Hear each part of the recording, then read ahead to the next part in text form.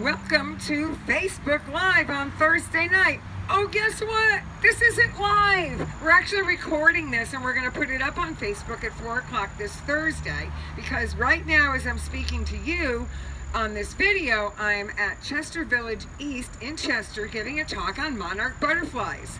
So we're going to talk today about caring for the August garden. We're going to focus on 3 things. The first thing we're going to talk about is staking. I know if I walk out to my garden right now, there's a lot of things that have fallen over. And staking is not hard to do, but it's important that you understand some of the basic principles. We use green bamboo stakes to stake plants. They come in packages, they're not expensive, you can save them from year to year. I carry them around in my car, I have bins of them in my garage at home. So the main thing that you want to do when you stake your plants is ideally do it before you need to do it, but what you don't want to do is put a single stake in the plant and then tie the plant to the stake really tight. This, my friends, is wrong. And it's wrong for many reasons. First of all, it's not good for the plant. And second of all, I think I'd rather see the plant unstaked than that. It looks so contrived and artificial. So the fine art of staking requires you to stake without anybody realizing that you've done it in a way where the actual mechanisms of the staking disappear. So you want to do at least 3 stakes in a circle around the plants. Then you want to take twistums or twine, and this is really important, tie to a stake. What you also do not want to do is tightly tie a stem to the stake like this. First, it could cut off circulation to the plant. Second of all, if the wind blows, it could bend the plant over. This is a plant featured in this week's email, and it's called Heliopsis asahi. We talked about this last week too. What's nice about this plant is it blooms and blooms and blooms. And it really doesn't need a lot of staking, but in this case, the way it's kind of a little bit wide, it's a good example to show you. So you swing it around the plant loosely, sling it around the stake, come back, bring it around this stake. Oh, and my string's not long enough. So that's funny, I didn't cut enough string. So what I'm going to do is I'm going to add more twine to this, because what you want to do is you want to stake it loose enough so when you walk up to this plant it does not look like you've done it. And I've trained my staff on the landscaping crews to do this, and it's really important because a lot of times in the summer garden people are sitting around pretty close to the garden and looking at it, so you don't want the mechanics to be obvious. So you can tighten it if you want. You see, by tightening it we get it a little higher, but I like it to look about as loose as possible. So once you've gotten it to this side, this state, you can tie off the string, and that's really all you want to do. If you're going to be staking it up another level, you basically just do the same thing up here. You can do this with tomatoes, you can do this with hollyhocks, you can do this with pretty much anything that you feel could use a staking. And you can adjust the strings a little bit to make it a little higher if you feel it isn't right. But the most important thing is to keep it loose. The other thing that you can do is you can run the twistums or the string through the plant like this to sort of separate some of the stems out. So you can make yourself a little grid. So staking's not hard. It's just important that you don't leave the tops of the stakes showing, because then it looks like it's staked, that you don't tie them too tight, and you don't tie the stems tight to the stake itself. So go out with your green stakes. We've got them in every height, every width, every size, and your green twine, and work on staking invisibly in your garden. It's a really nice technique to learn. The second thing we're going to talk about today is feeding the garden, or feeding the container garden. I said to Cassie, why don't you get me some plants that look like they need help, and a planter that's been helped. So she came up with this one. And if you look at this salvia in the center of this planter, do you see how pale the leaves are? This plant, the alyssum is pretty good. It's still not the darkest green, but the salvia is the indicator that this needs help. It doesn't need repotting, it needs feeding. So the first thing I would do is I would take my pruning shears and I would deadhead the dead blossoms. So that's that's critical, because now this plant's going to say, oh, I need to make more babies. I would clean off any dead flowers or leaves, such as these little geranium leaves, but then I would feed it. Another example of a planter that I can see right away needs feeding is this one here. This is a Million Bells Calibrachoe. They need a lot of nutrients, and when they don't have the nutrients they need, look at the color on those leaves. You see pale leaves with green veins. Sure sign that you need to feed them. This is a Gostiki salmon pink bicolor, and this could use a little deadheading. And then there's this plant. I call it. It's a form of Tradescantia or Roe, and it's a foliage plant. Really, really pretty. There's room in here for at least one, if not two more plants. And that's the other thing. At this time of year, we want to encourage you to tune up your planters by adding a few more new elements to the planters. And we surely have plenty of things in stock to choose from. This planter here, look at the color, look at the lushness. This is a very happy planter. The only thing this really needs, and maybe a little deadheading, this is Digiplexus. Lantana has been deadheaded. Salvia mystic spires, and our favorite butterfly flower, Verbena bonariensis. So what are we going to feed it with?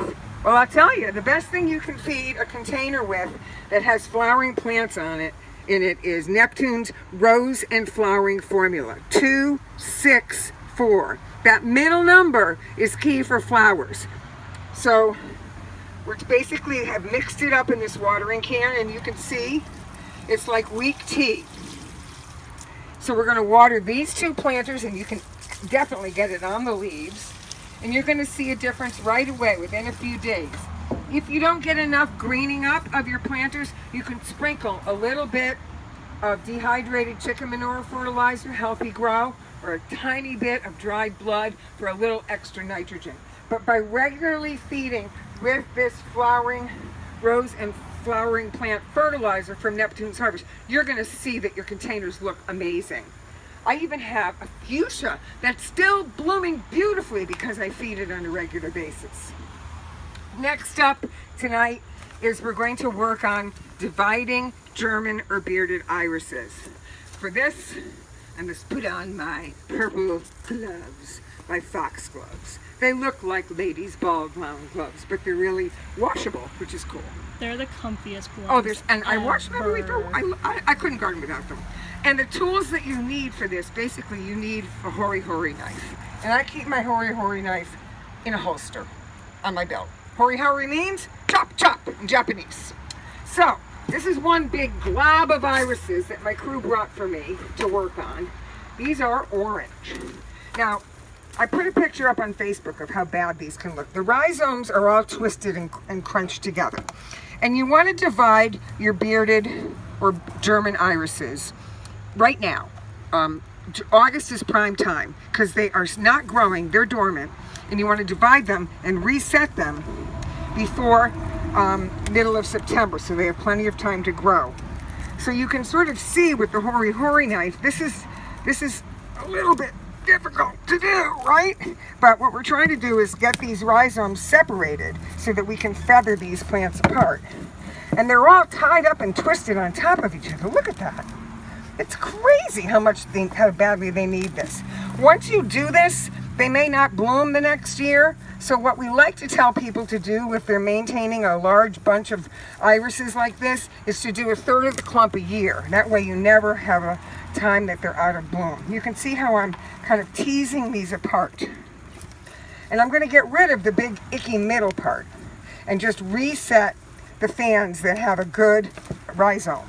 Now, why do you do this? A, the inside dies out and the plant just starts to migrate. And B, it makes the plant more vigorous, but also it's a good way to make sure you don't have iris borers. And iris borers can really destroy a bearded iris. So this is all junk, and I'm throwing all that away. Okay?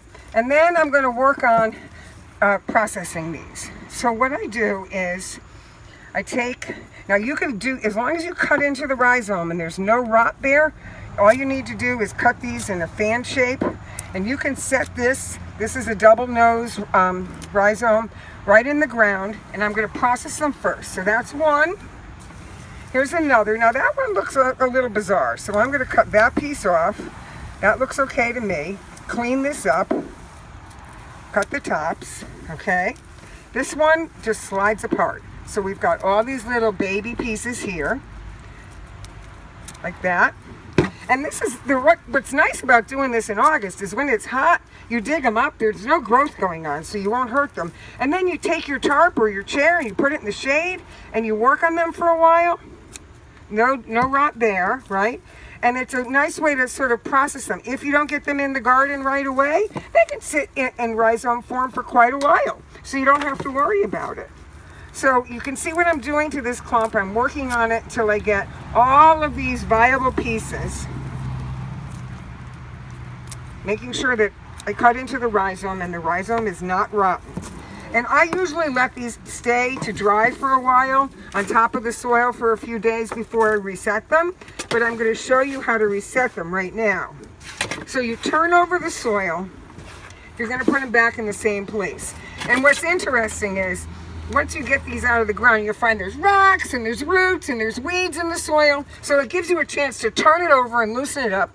Add a little compost. They're lean feeders. Definitely add a little bit of rock phosphate and green sand or some Pro Start. And then you grade the soil out and then you reset the rhizomes. And they head in the direction that the rhizome is growing. So what you do is you lift up the soil, you feather the roots in. The rhizomes have to be on the soil surface. So you can't bury the rhizome. That would kill it. The rhizomes, as we say in the business, like to sunbathe. So then you push with your fingers so that you get good contact between those roots and the soil. And afterwards, I walk up and I give it what's called the tug test. If you're sloppy with the way you plant it and I pull it right out, it means you haven't packed it in there good enough. So here's another one. Again, I headed in the direction away from the center.